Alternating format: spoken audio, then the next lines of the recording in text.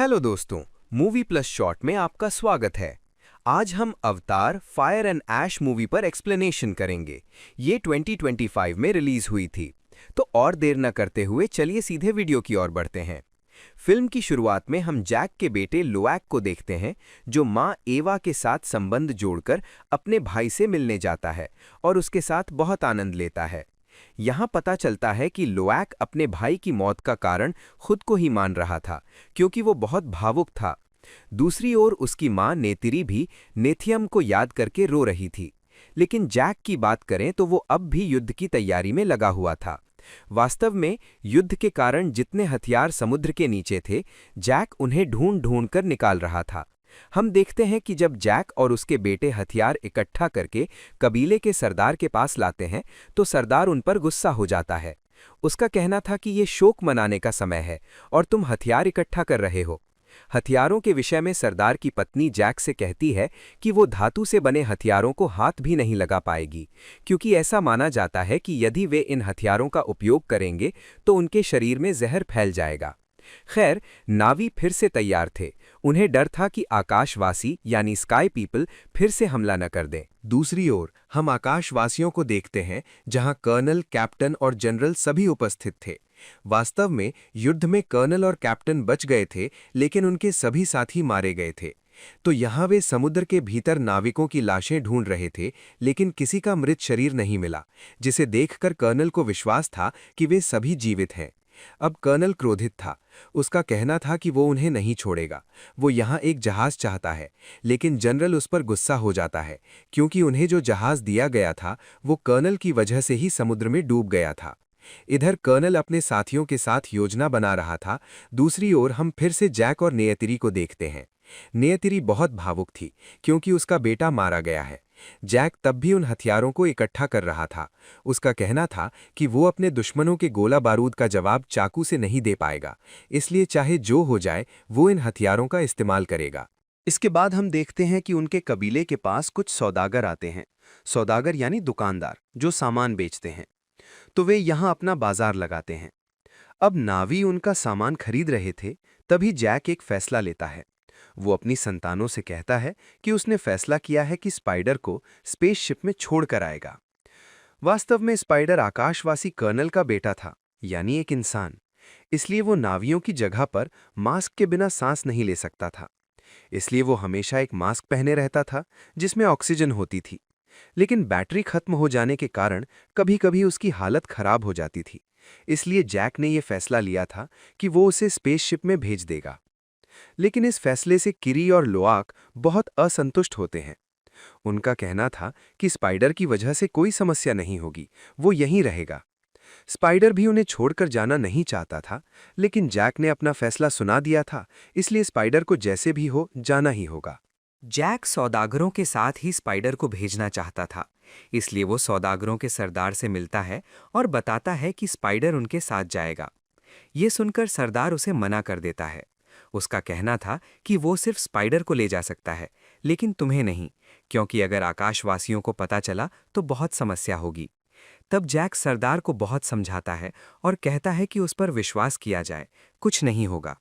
सरदार राजी हो जाता है और जैक अपने परिवार के साथ स्पाइडर को विदा करने जाता है। हम देखते हैं कि सभी बहुत खुश थे। वे उत्सव मनाते हुए जा रहे थे। लेकिन उधर कर्नल को पता चल चुका है, क्योंकि उसका साथी उसे बताता है कि उसे एक वीडियो मिला है जिसमें सौदागरों के साथ जैक का परिवार भी है। ये जानकर कर्नल बहुत खुश होता है और कहता है कि अब वो नहीं बचेगा। कर्नल फिर से आक्रमण की तैयारी करता है। हम देखते हैं कि उनसे पहले कुछ लुटेरे सौदागरों पर हमला कर देते हैं। वास्तव में वे ज्वालामुखी में रहने वाले मानगा क्यून कबीले के थे, जिन्हें राह कबीला भी कहा जाता था, जो बहुत खतरनाक थे, और उनकी नेता वारांग थी, जो बहुत भयानक थी। तो यहाँ जैक और उसका परिवार उन लुटेरों के साथ बहुत लड़ाई करता है, लेकिन लुटेरे उन पर भारी पड़ते हैं। वे उनके वाहनों को जला देते हैं, जिससे घायल होकर नेयतिरी जंगल में गिर जाती है, क्योंकि उसके शरीर में तीर लगा था। स्पाइडर, लोआक और किरी एक साथ थे, लेकिन उनके वाहन पर भी हमला किया जाता है, जिससे वे नीचे जंगल में गिर जाते हैं। तभी वे देखते हैं कि उन्हें ढूंढते हुए फिर से वारांग और उसके साथी पहुंच गए हैं। जैक के बेटे एकजुट होकर दौड़ना शुरू करते हैं और नदी की मदद से जंगल से बाहर निकल आते हैं। लेकिन समस्या ये थी कि स्पाइडर अपना दूसरा मास्क जहाज में छोड़ आया था, जिसके कारण उसके मास्क की बैटरी लो हो रही थी। उनके पास कोई रास्ता नहीं था। अगर वे उसका मास्क लाने नहीं जाते तो स्पाइडर सांस न ले पाने के कारण मर जाता। इसलिए वे फैसला लेते हैं कि वे फिर से उस जगह जाएंगे जहां उनका जहाज गिरा था। दूसरी ओर जैक अपने परिवार को ढूंढ रहा था। वह जंगल जंगल घूम रहा था, लेकिन किसी को नहीं पा रहा था। लेकिन अचानक उसे ढूंढते हुए कर्नल आ जाता है और जैक को पकड़ लेता है। लेकिन जैक उसे बताता है कि उसे स्पाइडर का मास्क मिला है, जिसका मतलब है कि स्पाइडर इसे भूल गया है और अगर उसे ये मास्क नहीं मिला तो वो मर जाएगा। ये सुनकर कर्नल चिंता में पड़ जाता है, क्योंकि स्पाइडर उसका अपना बेटा था। वो जैक से कहता है, ठीक है, चलो इसे ढूंढते हैं। हालांकि कर्नल के साथी उसे जाने नहीं दे रहे थे, लेकिन कर्नल ने नहीं सुनी। अब वे स्पाइडर को ढूंढने एक साथ निकल पड़ते हैं। दूसरी ओर नियतिरी घायल थी, लेकिन अब उसे होश आ गया है। वो घायल अवस्था में ही अपने वाहन पर सवार होकर निकल पड़ती है। उधर ऑक्सीजन न मिलने के कारण स्पाइडर की हालत खराब हो रही थी। वो लगभग मर ही रहा था। तभी किरी माँ एवा का एक पत्ता देखती है, जिसे देखकर उसे कुछ अजीब लगता है। वो एवा के साथ संबंध जोड़ती है और स्पाइडर को जमीन पर लिटाकर माँ एवा की शक्ति से उसे ठीक करने की कोशिश करती है। हम देखते हैं कि स्पाइडर के भीतर एवा प्रवेश करती है और वो फिर से जीवित हो उठता है। यानी अब वो मास्क के बिना भी सांस ले पा रहा था। वे बहुत खुश थे, लेकिन अचानक वहां वारांग आ जाती है और उन पर हमला करके पकड़ लेती है। इसी बीच जैक ढूंढते हुए वहां पहुंच जाता है। वो देखता है कि उसकी संतानों को राह कबीले के लुटेरों ने पकड़ लिया है। वो कर्नल से कहता है कि उसके हाथ खोल दे, वरना वे स्पाइडर को मार देंगे। क्योंकि स्पाइडर को देखकर वारांग भी हैरान थी। उसका कहना था कि ये आकाशवासी हैं, इनके लिए यहाँ की हवा जहर है, लेकिन ये सांस कैसे ले रहा है। तब किरी कहती है कि ये माँ एवा के कारण हुआ है। अब वारांग उनकी देवी का मजाक उड़ाती है। इधर जैक और कर्नल उन पर आक्रमण कर देते हैं, लेकिन कुछ देर बाद वारांग अपने बालों की चोटी की शक्ति से उन्हें फिर से पकड़ लेती है। अब वो उनकी बंदूक देखकर हैरान थी, इसलिए उस बंदूक को चलाने के लिए कहती है। हम देखते हैं कि कर्नल उसे बंदूक चलाना सिखा देता है, जिससे वारांग बहुत खुश होती है। वो खुशी में नाच रही थी, तभी किरी की चोटी का माँ एवा के साथ संबंध होता है, जिससे एवा की शक्ति से वहां के कांटेदार पेड़ों से कुछ कांटे निकलते हैं और लुटेरों को लगते हैं, जिससे वे मर जाते हैं। अब मौका पाकर जैक अपने बेटों को छुड़ाकर भागने लगता है। तभी वारांग देखती है कि वे भाग गए हैं, जिसे देखकर वो और भी गुस्सा हो जाती है। उसका कहना था कि वो अब उन्हें हवा से पकड़ेगी। दूसरी ओर नेयतिरी अपने कबीले में पहुंच गई थी। वो बुरी तरह घायल थी, इसलिए उसका इलाज चल रहा था।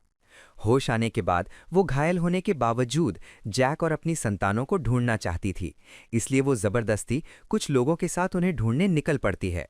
उधर वारांग अपने साथियों के साथ उन्हें ढूंढ रही थी और जैक नदी के रास्ते सबको लेकर एक जगह जाता है जहां वे रात बिताते हैं। यहीं वो कर्नल को समझाता है कि वो अपनी जिद छोड़ दे, क्योंकि कर्नल उनके साथ होने के बावजूद जैक को पकड़ने और मारने की बात कह रहा था। लेकिन जैक उसे बहुत समझाता है ताकि वो उनके साथ मिल जाए। जब सुबह होती है, हम देखते हैं कि नेयतिरी अपने लोगों के साथ उन्हें ढूंढ लेती है। वे एक होकर बहुत खुश थे।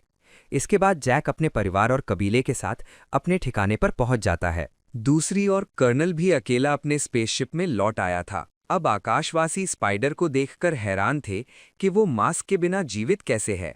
जैक और उसके वैज्ञानिक भी इस बारे में जानने की कोशिश कर रहे थे कि ये कैसे हुआ। हालांकि ये सब किरी ने किया था। किरी भी चिंता में थी कि उसने ये सब कैसे किया। यहीं जैक किरी को एक सच बताता है। वो कहता है कि किरी उसकी बेटी नहीं, बल्कि ग्रेस का अवतार है, जिस पर माँ एवा का आशीर्वाद है। किरी को एवा की बेटी कहा जाता है।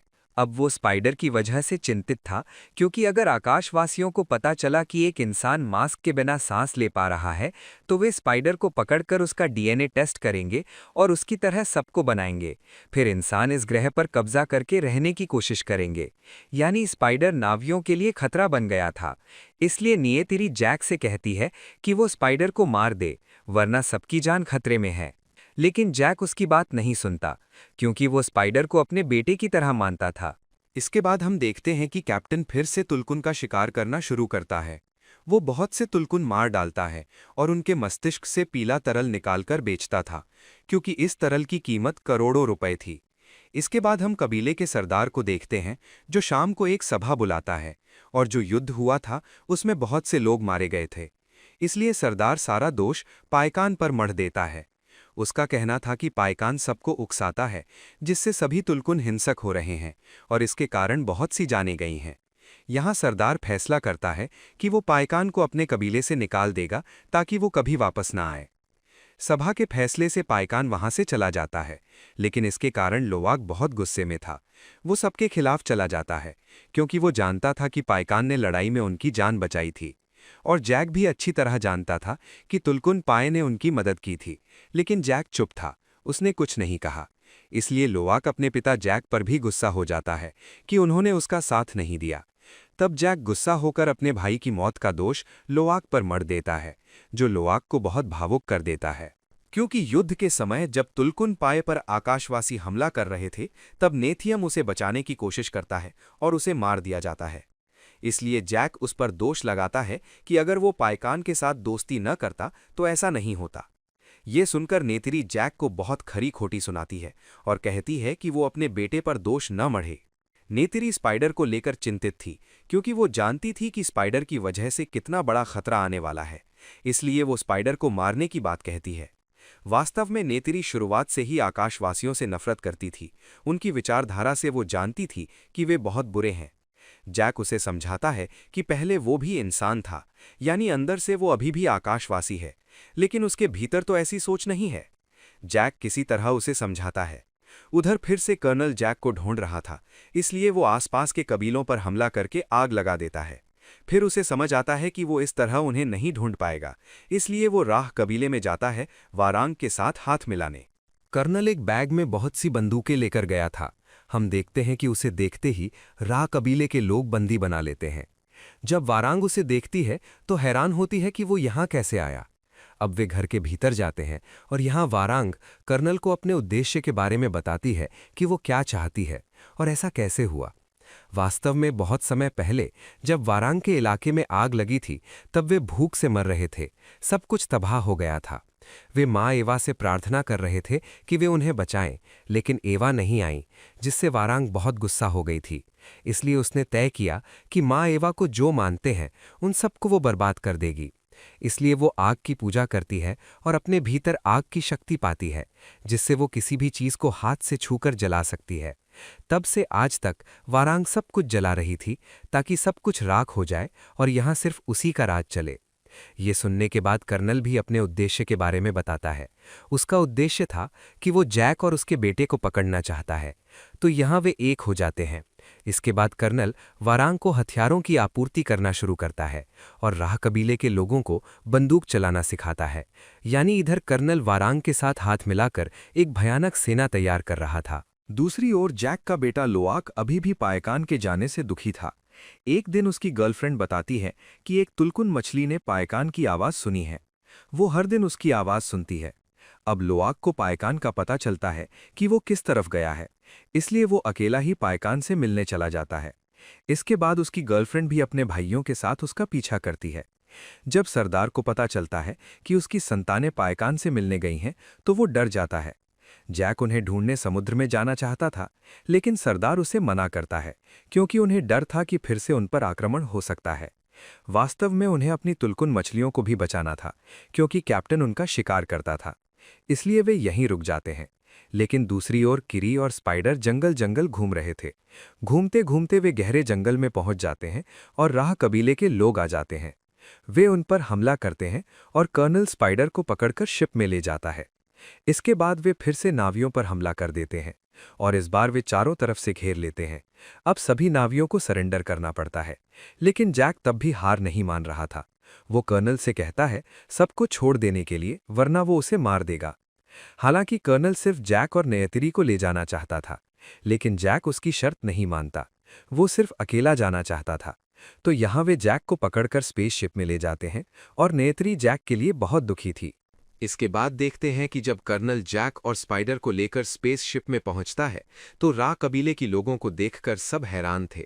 जनरल कर्नल पर गुस्सा होता है और कहता है कि इन्हें जल्दी स्पेसशिप से बाहर निकालो, लेकिन कर्नल ने नहीं सुनी। वो उन्हें अपना दोस्त कहता है और उत्सव मनाता है। दूसरी ओर लोआक और सरदार की बेटी अभी भी पाए को ढूंढ रहे थे। इसी बीच उनके साथ एक घटना घटती है। यहाँ कुछ समुद्री जीव उन पर हमला करते हैं, जिससे लोआक जान बचाने के लिए भाग रहा था। लोआक लगभग मर ही रहा था, लेकिन एक बार फिर पाए उन जीवों को मारकर लोआक को बचा लेता है। दूसरी ओर स्पेसशिप में स्पाइडर के शरीर की जांच की जा रही थी कि इसके भीतर ऐसा क्या है जिससे वो वहां जीवित था। इसके बाद हमें उनकी एक और योजना के बारे में पता चलता है। कैप्टन जो तुलकुन मछली का शिकार करके तरल निकालता था, उसे एक बात पता चलती है कि तुलकुन मछलियों का एक उत्सव होता है। उस दिन सभी एक जगह जमा होते हैं। अब ये बात कैप्टन को पता चल गई है, इसलिए वो अपनी योजना के अनुसार उन्हें एक बार में मारना चाहता है, ताकि सभी तुलकुन मछलियां मारी जाएं। डॉक्टर ऐसा करने से मना करता है और कहता है कि वो ये नहीं कर पाएगा, लेकिन उसे मजबूर किया जाता है। इसके बाद देखते हैं कि नेतिरी फैसला करती है कि वो खुद जैक को छुड़ाने जाएगी, इसलिए वो अपना धनुष लेकर स्पेसशिप में पहुंचती है। वहां पहुंचकर ही कुछ लोगों को मारकर राह कबीले के लोगों जैसा भेष बदलती है और भीतर घुसती है। उसे कोई पहचान नहीं पा रहा था। इसके बाद वो वारांग के पास पहुंचती है, जो तंबू में अकेली थी। नेत्री उसके गले पर चाकू रखकर कहती है जैक कहाँ है, और उसे वहां ले जाने के लिए। लेकिन इसी बीच कर्नल आ जाता है, जिससे नेत्री भागने लगती है और उस स्पेसशिप में अकेले ही तबाही मचाती है। चारों ओर हाहाकार मच जाता है। दूसरी ओर स्पाइडर भी अपने केबिन से बहुत चालाकी से बाहर निकल आता है। वो भी भागने की कोशिश कर रहा था। इसी बीच हम डॉक्टर को देखते हैं, जो अपने ही लोगों के साथ विद्रोह करता है और जैक को छुड़ाकर अपने साथ भागने लगता है। तभी वे एक टैंक के पीछे छिप जाते हैं, लेकिन वे निशाने पर थे। जनरल ऑर्डर देता है कि मिसाइल से उस टैंक को उड़ा दो, जिससे जैक भी मारा जाएगा। लेकिन समस्या ये थी कि वहां स्पाइडर भी आ जाता है और सामने खड़ा हो जाता है। वो कहता है मारना है तो मुझे मारो। वे स्पाइडर को जीवित पकड़ना चाहते थे, इसलिए मिसाइल नहीं छोड़ते। तब जैक मौका पाकर स्पाइडर के साथ भागने लगता है, लेकिन जनरल इस स्थिति में गुस्सा हो जाता है और ऑर्डर देता है कि चाहे जो हो जाए सबको मार दो, यानी स्पाइडर को भी। हम देखते हैं कि वे उन्हें मारने ही वाले थे कि अचानक नेत्री उन्हें बचा लेती है और वहां से निकलकर जंगल की ओर आ जाती है। तो पूरी लड़ाई में नेत्री ने अकेले ही तबाही मचाई थी और जैक को बचाने में डॉक्टर का भी हाथ था। किसी तरह वे उनके हाथ से भाग निकले थे, लेकिन डॉक्टर ने इसी बीच जैक को ये भी बता दिया था कि तुलकुन मछलियों पर हमला होने वाला है, इसलिए वो उन्हें बचाए। वे एक नदी के पास रुकते हैं और यहाँ जैक बहुत बड़ा फैसला लेता है। जैक नेतेरी से कहता है कि आकाशवासी स्पाइडर को जैसे भी हो पकड़ने की कोशिश करेंगे, क्योंकि वे इस पर रिसर्च करके जान पाएंगे कि वो यहाँ कैसे जीवित है। फिर वे पृथ्वी की तरह यहाँ भी बस्ती बसाएंगे, यानी स्पाइडर के कारण सब मारे जाएंगे। इसलिए जैक फैसला लेता है कि अगर इस ग्रह के लोगों को बचाना है तो स्पाइडर को मारना होगा। यहाँ वो स्पाइडर को बहाने से गहरे जंगल में ले जाता है और उसे चाकू से मारने की कोशिश करता है, लेकिन वो उसे इतना प्यार करता था कि वो ये नहीं कर पाता। तब नेत्री भी बहुत भावुक हो जाती है और कहती है कि वे कोई और रास्ता निकालेंगे, लेकिन ये नहीं कर पाएंगे। इसके बाद जैक मन बना लेता है कि वो अब युद्ध करेगा, इसलिए वो एक गुफा में जाता है जहां उसका साथी था, जिसका नाम टोरकुमात्रो था, जो बहुत भयानक था। जैक उसकी पीठ पर सवार होकर अपने कबीले में आता है और उसे देखकर सब बहुत खुश होते हैं। यहाँ जैक सबके साथ मिलकर युद्ध की घोषणा करता है। उसका कहना था कि अगर उन्हें जीवित रहना है तो उन्हें लड़ना होगा। अब सभी तो तैयार थे, लेकिन एक समस्या थी, क्योंकि तुलकुन मछलियों का इस कारण शिकार करना आसान था कि उन्होंने कसम खाई थी कि वे कभी किसी को नहीं मारेंगे। और हमने देखा था कि पिछले युद्ध में पाया ने इंसानों को मारा था, इसलिए उसे कबीले से निकाल दिया गया था। तो वे तुलकुनों को राजी करने के लिए उनके सरदार के पास पहुंचते हैं। हम देखते हैं कि तुलकुन मछलियों की जो देवी थी वही सब फैसले लेती थी। उसे जैक कहता है कि उन्हें उनके साथ लड़ना होगा, लेकिन देवी राजी नहीं होती। इसी बीच लोआक और सरदार की बेटी आ जाते हैं। वे एक घायल मछली को साथ लाए थे। अब वो तुलकुन मछली उन्हें बताती है कि उसके लोगों को शिकारियों ने मार डाला है और मैं बहुत मुश्किल से बचा हूं। ये देखकर तुलकुन की देवी बहुत दुखी होती है और वो भी युद्ध करने को राजी हो जाती है, क्योंकि अगर वे नहीं लड़ते तो सभी तुलकुन मारे जाते। अब नावी पूरी तरह तैयार थे। दूसरी ओर आकाशवासी भी जहाज़ों के साथ समुद्र में उतरे थे। वे इस बार बहुत बड़ी संख्या में थे। जब कैप्टन और जनरल तुलकुन का शिकार करने आगे बढ़ते हैं, तब यहाँ सबसे पहले तुलकुन की देवी ही उन पर आक्रमण करती है। वो एक विशाल जहाज तबाह कर देती है, जिससे जहाज पूरी तरह डूब जाता है और सब मारे जाते हैं। ये देखकर नावी बहुत खुश होते हैं। अब वे भी लड़ाई के लिए आगे बढ़ते हैं। हम देखते हैं कि कुछ देर लड़ाई चलती है जिसमें नावी भारी पड़ रहे थे, लेकिन तभी कर्नल रा कबीले के साथ वहां पहुंच जाता है और हमला शुरू कर देता है। अब कर्नल उन पर भारी पड़ रहा था, वह सबको घायल कर देता है और फिर से नेयतिरी और टुक को पकड़ लेता है। दूसरी ओर किरी समुद्र के भीतर एवा से प्रार्थना करने जाती है कि वे उन्हें बचाएं। हम देखते हैं कि इस बार एवा प्रकट होती हैं और उसकी मदद करने को राजी होती हैं। यहाँ उनकी शक्ति से बहुत से समुद्री जीव निकल आते हैं जो आकाशवासियों के जहाज़ों पर हमला कर देते हैं, सबको अब पूरी तरह बर्बाद कर देते हैं। कैप्टन भी मारा जाता है, लेकिन इधर जैक और कर्नल बहुत लड़ाई करते हैं। हम देखते हैं कि तभी स्पाइडर खाई में गिरने वाला था, लेकिन कर्नल उसे पकड़ लेता है और जैक उन्हें ऊपर खींचकर बचा लेता है। यहाँ कर्नल समझ गया था कि उसने बहुत गलतियां की हैं, इसलिए वह खुद ही नीचे आग में कूदकर जान दे देता है। अब सभी आकाशवासी खत्म हो चुके थे, मानो नावियों को एक नया जन्म मिला हो। अब वे बहुत खुश थे। यही कहानी खत्म होती है। वीडियो पसंद आया हो तो लाइक कर देना, चैनल पर नए हो तो सब्सक्राइब कर लेना। तो मैं आपसे अगले वीडियो में मिलूंगा, तब तक के लिए ख्याल रखना।